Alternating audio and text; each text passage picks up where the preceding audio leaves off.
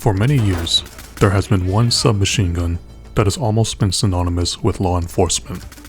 Across video games, movies, and in real life, this gun can be found in the hands of beat cops and SWAT officers alike.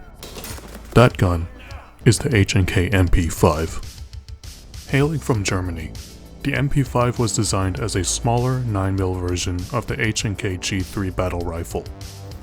It was quickly adopted by a number of police and military units, but its claim to fame happened when the weapon was spotted in the hands of the British SAS while they stormed the Iranian embassy to rescue hostages.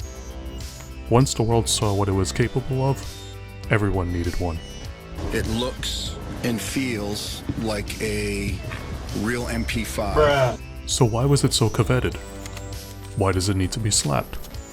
And does it still have a place among modern firearms?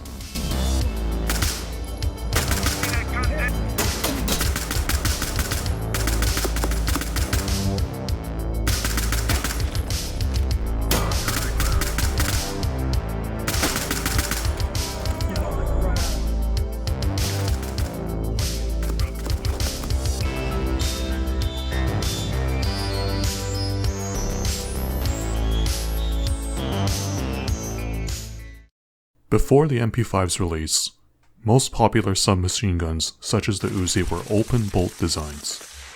This is a design that is simple to manufacture and reliable, but leads to guns having slightly more recoil and is not as effectively suppressed. In contrast, the MP5 uses the roller-delayed blowback system. Rather than a heavy bolt being pushed directly by gas pressure in the chamber, rollers instead lock until reaching a certain lower pressure after the round has been fired, which smoothly cycles the gun. This carries a few significant advantages. Firstly, the MP5 has very little recoil. An open bolt cycles immediately after the chamber reaches a high enough pressure to cycle the round. The MP5's roller delay begins the cycle process at a much lower chamber pressure, leading to less felt recoil. Additionally, roller-delayed blowback guns are much nicer to suppress. With an open bolt design, there is some excess gas that leaves the ejection port, leading to a louder heard shot for the shooter. With a roller-delayed design, less gas leaving the ejection port makes for a quieter shot. Having a roller-delayed design does not necessarily mean that the gun will automatically be better than an open bolt design.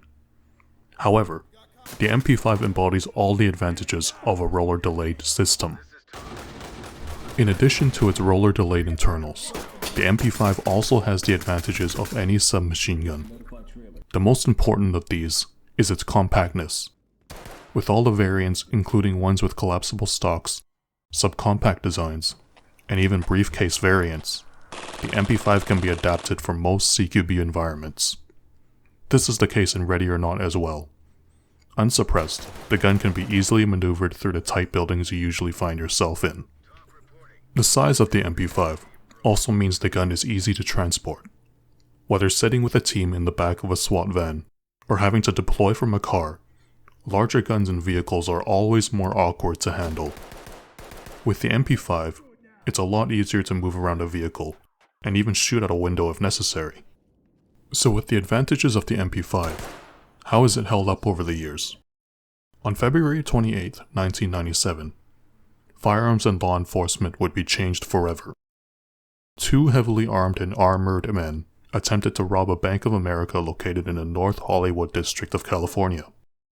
What ensued was one of the most intense gunfights between the LAPD and the two robbers. The two robbers were eventually killed, but not before injuring 12 officers and 8 civilians. The robbers were wearing homemade Aramid armor, and many of the responding officers were armed with 9mm Beretta 92 FS pistols. The 9mm rounds were ineffective against the robbers' armor. This led to a movement to arm officers with larger caliber firearms. As such, this was the beginning of the end for the 9mm MP5 in law enforcement. Many MP5s have been since replaced with compact rifles, such as the Mark 18. The MP5 itself also lacks certain features that hold it back. Most notably, the MP5 lacks any rails on it out of the box, preventing mounting of optics, lights, and other attachments. Of course, There are many optic and accessory rails now available for the MP5, but these rails are something extra that must be purchased. Finally, while usable and iconic, the MP5's manual arms are outdated. While cool, having to slap the charging handle is inferior to having a bolt release on the gun.